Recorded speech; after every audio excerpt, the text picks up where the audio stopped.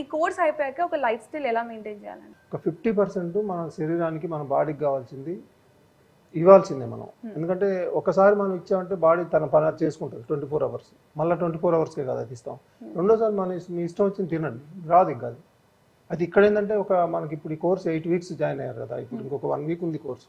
ఇది అయిపోయిన తర్వాత ఇంకొక 1 మంత్ మన HbA1c ఎట్లయితే 3 మంత్స్ ఆవరేజ్ తీస్తాము, ఇది కూడా మీరు ఒక 3 మంత్స్ జాగ్రత్తలు తీసుకోండి. ఇక్కడ కోర్స్ అయిపోయిన తర్వాత కూడా ఇంటి దగ్గర కూడా ఇంకొక 1 మంత్ స్ట్రిక్ట్గా ఉండండి. ఆ తర్వాత 50% మీ ఇష్టం, ఏం తిన్నా రావు.